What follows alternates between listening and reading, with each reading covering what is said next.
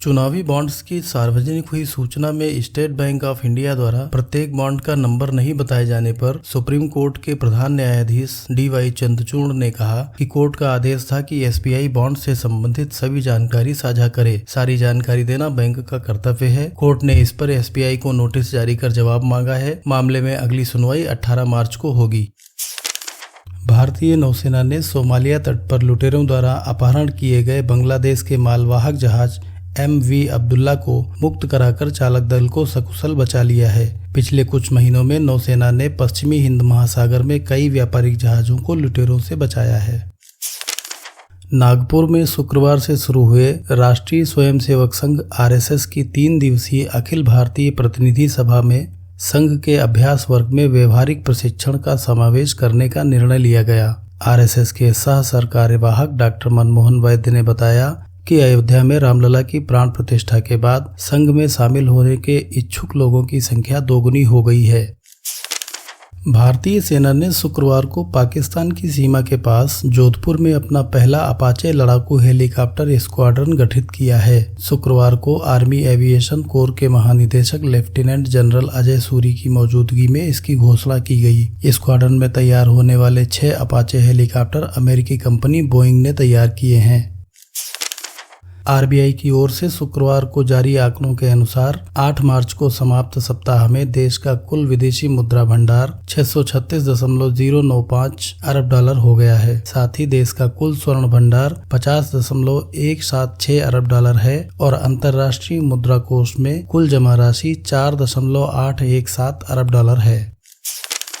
Reserve bank of India को London स्थित central banking की ओर से सेंट्रल बैंकिंग अवार्ड 2024 में जोखिम प्रबंधन अवार्ड के लिए चुना गया है। RBI को एक नया उद्यम व्यापी जोखिम प्रबंधन ढांचा तैयार करने पर इस अवार्ड के लिए चुना गया है। RBI ने कहा कि 12,000 से अधिक कर्मचारियों वाले संगठन में नया IRM ढांचा लागू करना आसान काम नहीं था। Department for promotion of industry and internal trade की तरफ से शुक्रवार को इलेक्ट्रिक वाहन निर्माण के लिए नई नीति का ऐलान किया गया। सरकार मुख्य रूप से भारत में इलेक्ट्रिक कार के निर्माण को प्रोत्साहित करना चाहती है। उद्योग जगत से जुड़े हुए लोगों ने नई नीति का स्वागत किया। उत्तर प्रदेश पुलिस की सिपाही भर्ती परीक्षा का पेपर लीक किए जाने के मामले में स्पेशल टास्क फोर्स STF को बड़ी कामयाबी मिली है। जांच में सामने आया है कि जिस कंपनी को पेपर प्रकाशित करने की जिम्मेदारी दी गई थी उसकी लापरवाही से पेपर लीक हुआ था। पेपर को सुरक्षित रखने व उसके परिवहन की जिम्मेदारी कंपनी ने TCI एक्सप्रेस अहमदाबाद को सौंपी थी। इस कंपनी के कर्मियों की मिलीभगत से अहमदाबाद में साल्वर गिरोह ने वेयरहाउस में से 2 पालियों के पेपर की फोटो खींच ली और कई एजेंट्स को बेच दी थी।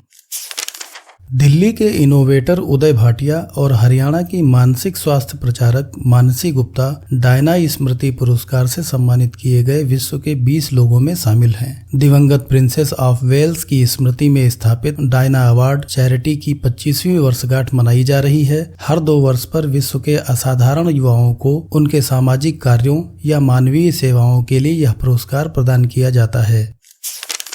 रूस में राष्ट्रपति के चुनाव के लिए शुक्रवार को मतदान शुरू हो गया, जो रविवार तक जारी रहेगा। चुनाव में राष्ट्रपति व्लादिमीर पुतिन मुख्य प्रत्याशी के रूप में उभरे हैं और वह जीतते हैं तो अगले 6 वर्षों तक राष्ट्रपति बने रहेंगे। उन्होंने कहा कि यूक्रेन रूस के भीतर हमले करके चुनाव प्रक्रिया को बाधित करना चाहता है, पर वह सफल नहीं होगा।